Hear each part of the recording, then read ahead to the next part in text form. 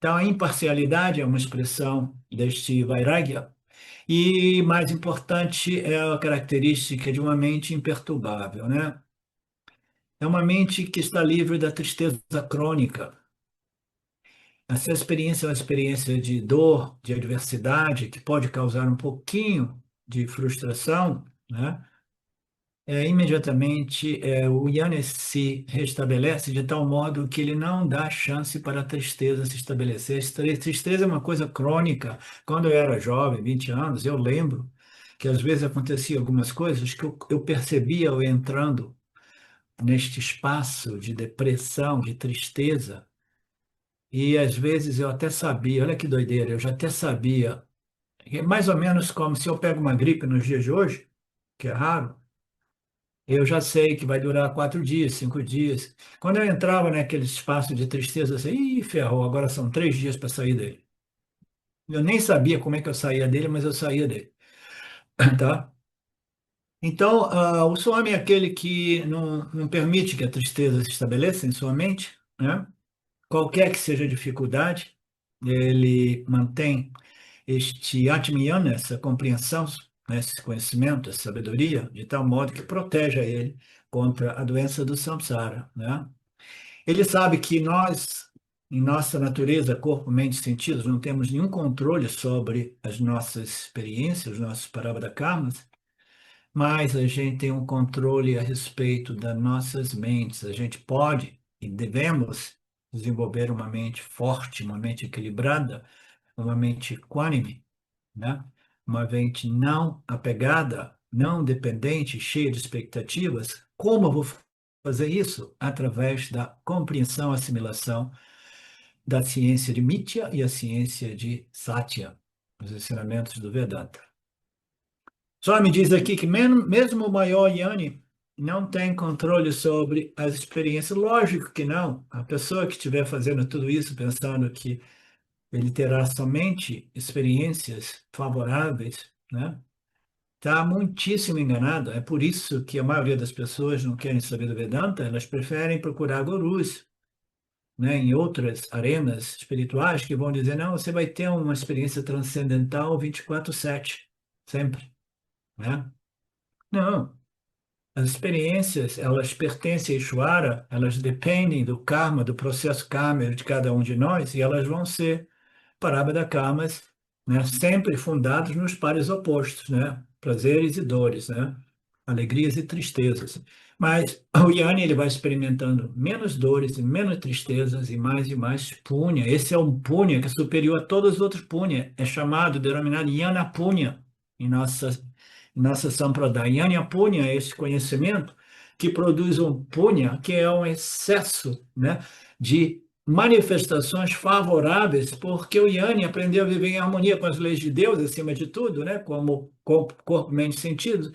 Então, ele não fica pesando no calo de ninguém, ele recebe apreciação, né? Ele recebe aceitação das pessoas, simpatia das pessoas. Então, o Yanni não tem controle de sua experiência, mas a sua própria presença, a qualidade da sua mente, ela produz uma simpatia e experiências mais favoráveis, tá? Mas o Yanni não tem.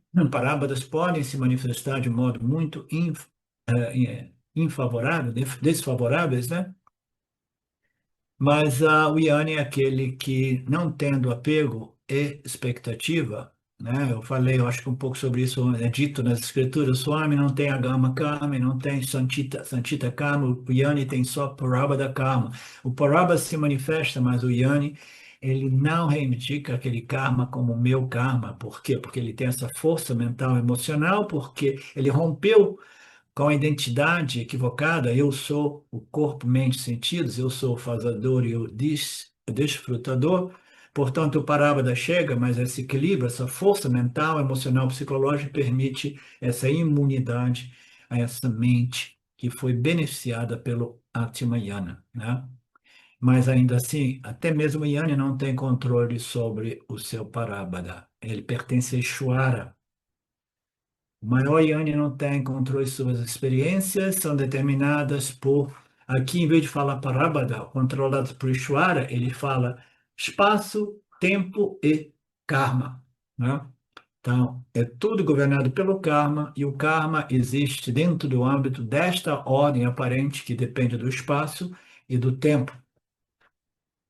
Então, uma das analogias comuns para explicar os pares opostos é as experiências de calor e frio. No verão, aquele calor no sul da Índia, e todo mundo suando, 47 graus, né?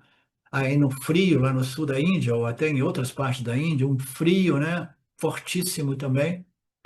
Então, as experiências são sempre, né, as experiências dos pares opostos, muito frequentemente, né, apresentadas como calor e frio. Você não tem controle, então simplesmente aceite-os, né? Aceite-os. Não fique ali dizendo, ah, está muito quente, ah, está muito frio, ah, chuva demais, reclamando sempre de tudo. Aceite tudo, né? Então ele fala, o espaço e o tempo, né, irá produzir essas circunstâncias, esses parábolas, ninguém pode controlar, e existe um terceiro fator, que é o parábola karma de cada um de nós, a nível pessoal e coletivo. Na vida de um Yani, a vida do Yani é governada por parábola, e, portanto, parábola traz situações favoráveis e desfavoráveis. Então, existe parábola para o Yani? Sim e não. Existe sim, mas ele tem o quê? A proteção, a imunidade, a força mental, emocional, psicológica para aceitar aquilo sem o quê? Sem sofrer a tristeza da doença do samsara. Você entende, Marcelo?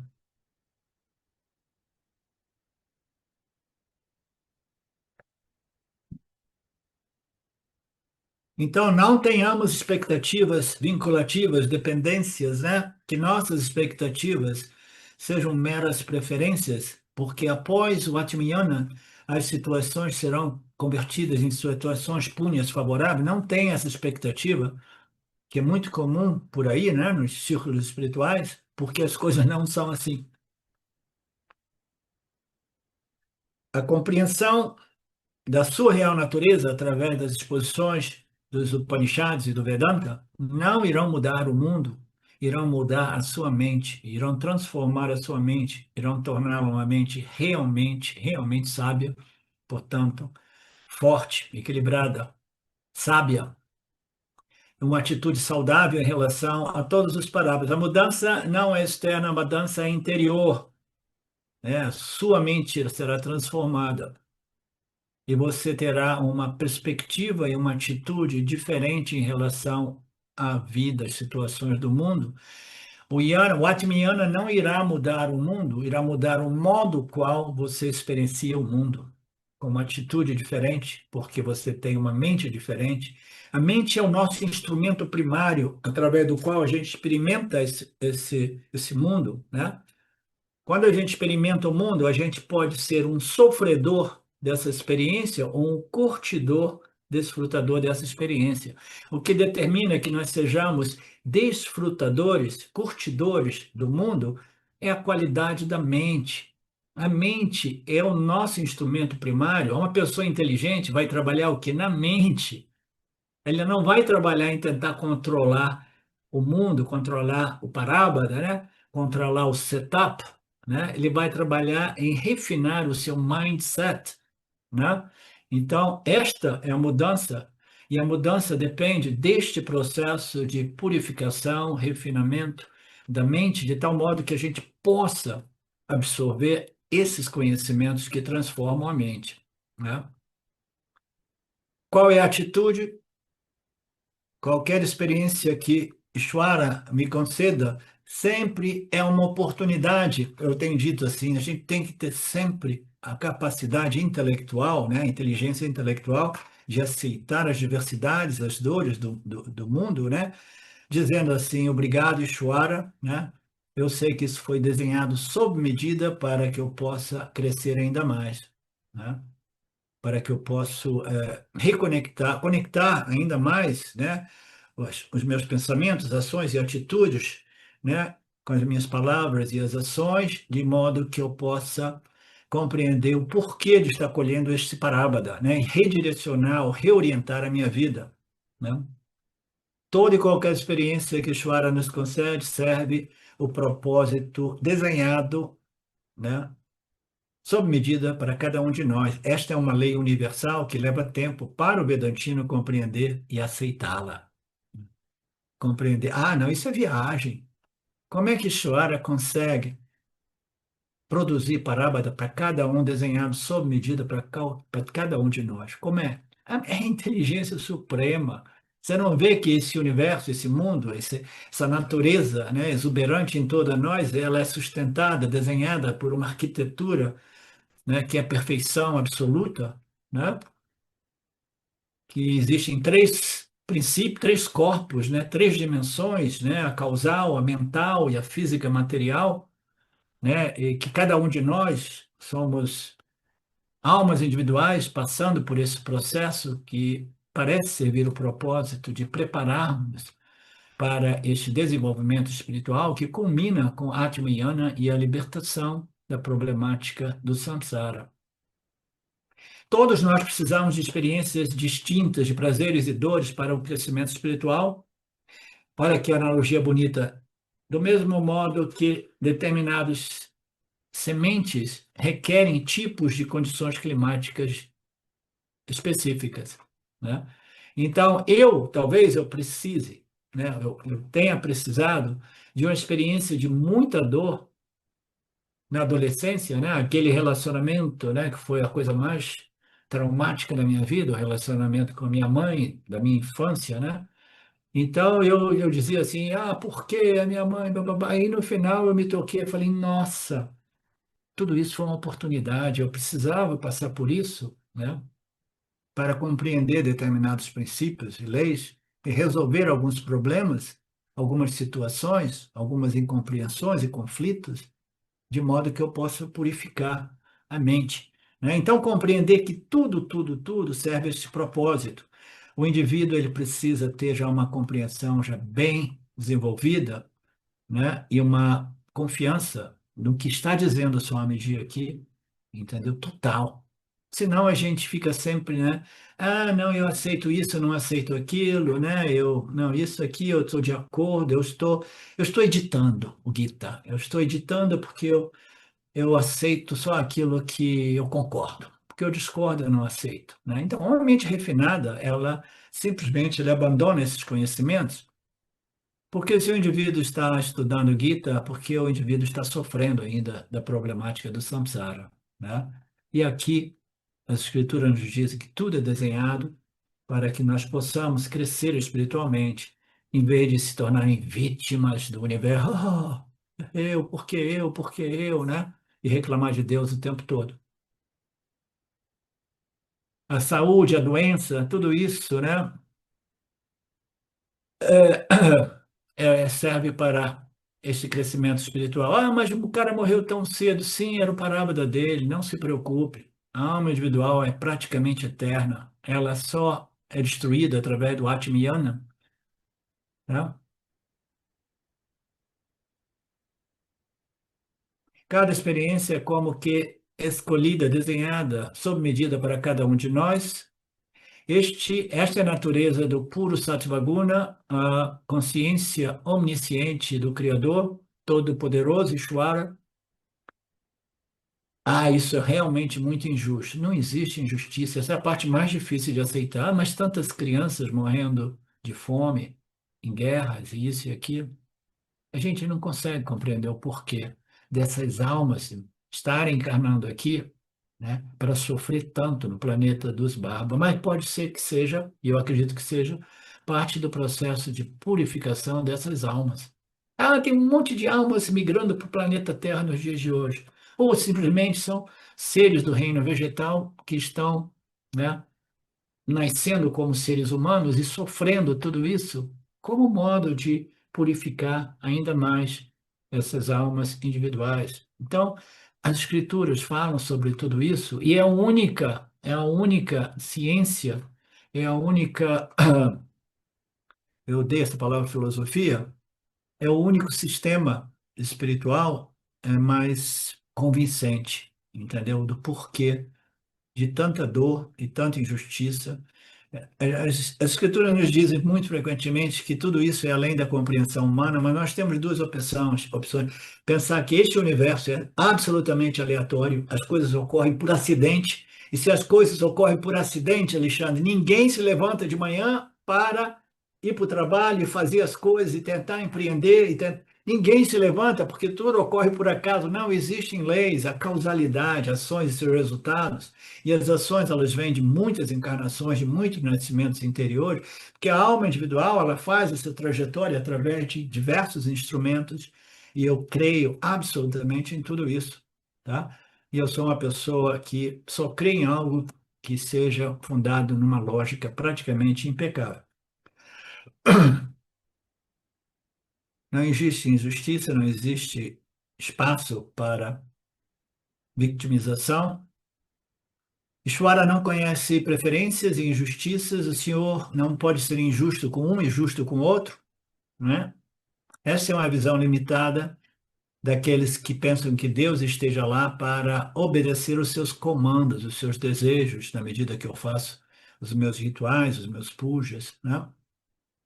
Não, Ishvara é onisciente, eu não sou omnisciente, o meu conhecimento é muito pequeno, né? Portanto, eu não posso dizer que essa experiência minha seja justa ou injusta. Eu compreendi que existe esta inteligência suprema sustentando, regendo, governando tudo isso, né? E eu simplesmente surrender, de novo, Betânia, aquela palavra que você está tentando me ensinar e eu não consigo registrar, Se renda. e eu me É rendo. quase a mesma pronúncia. Se Surrender, renda. sim, surrender, é. Então eu, sendo uma pessoa sábia, inteligente, eu me rendo a essa sabedoria suprema, né? Em vez de ficar julgando o Criador. Portanto, eu compreendi esta premissa básica do Vedanta. Qualquer experiência que Ishvara me conceda é para mim aprender algo. Eu tenho dito constantemente no receber o Parabada, a gente diz obrigado, obrigado, obrigado por esse momento de dor, de, de circunstâncias de crise, né, desfavoráveis, etc, etc, porque eu sei que serve determinado propósito. Obrigado pela oportunidade, eu tenho dito, né? Quando chegar o nosso momento, às vezes chega assim, sem aviso prévio, a gente não tem nem tempo de dizer, oh, obrigado, Chuara, pela oportunidade, estou indo, né? Mas a ideia é essa, obrigado pela oportunidade a cada momento de nossas vidas.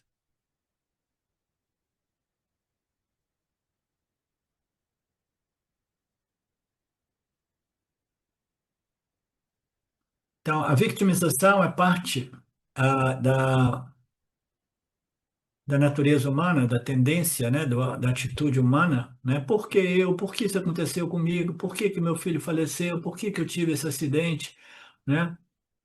Então, por que eu? Por que eu? A vitimização é muito comum, né? Ela jamais pergunta o que que eu preciso aprender com essa experiência. No máximo, você pode aprender que essa experiência de dor serve para o purificar a mente, o coração. A gente aprende através do punho de papa, do amor e da dor. A dor é um grande purificador também, porque ela vai esgotar alguns papankarmas, né? Pergunta mais fundamental para aqueles que têm essa tendência vitimizadora, né? Por mais trágica que seja a experiência, que lição espiritual eu devo aprender com tudo isso? Quando eu fizer essa pergunta, eu descobrirei que somente com experiências trágicas, aí o só me dá uma outra dica aqui, né? Que diz assim: com as experiências de dor, nós crescemos mais do que com experiências de prazer e amor, tá? Essa é uma palhinha muito importante, porque se nós vivêssemos tal qual dizem, vivem as almas não encarnadas nessas ordens celestiais, simplesmente desfrutando de punha, punha, punha, né? A gente não tem nenhum desafio, a gente não tem possibilidade de crescer. A gente cresce através da experiência dos pares opostos, entendeu? Se a gente viver, nasce numa vida e aqui é tudo punha, é tudo punha, é tudo meu, você nem envelhecer, envelhece. O que que você vai aprender? né? O que você vai crescer? Somente através de experiências de dores, principalmente, Swami diz somente, não, principalmente as experiências desafiadoras, trágicas, difíceis, que são oportunidades ainda maiores para eu crescer. Então tá. Então, a gente Professor, diga.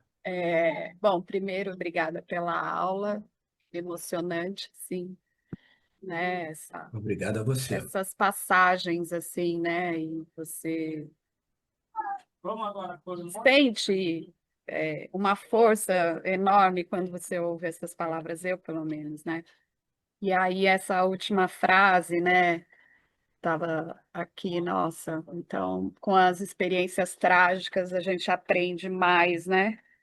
E é real, né? Porque a gente, nessas experiências trágicas, a gente vai muito para a tristeza leva a gente muito para encontrar os motivos pelo qual aquilo aconteceu e começa uma investigação.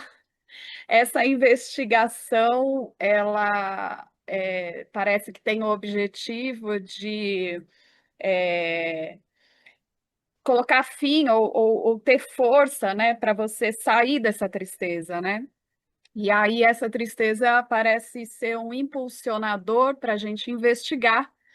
E aí essa investigação faz a gente crescer. E o Swami trouxe aqui, né, essa frase que é a única que precisava ser feita mesmo, é a lição espiritual, né, que eu tenho que aprender com essa experiência. E se todos fizessem essa pergunta, daria muito valor para o trágico. Eu vou apresentar, vou te dar uma outra dica, no nível ainda mais profundo, é que quando a gente experimenta a dor, né, a mente inadequada, a mente incompleta, a mente triste, né, a mente deprimida ou a mente exaltada, né, tudo isso são experiências desconfortáveis, tá? Quando a gente experimenta o desconforto mental, emocional, psicológico, tá? Essas perturbações, a gente está tendo uma experiência que não é natural a nós mesmos, tá? Não é natural, né?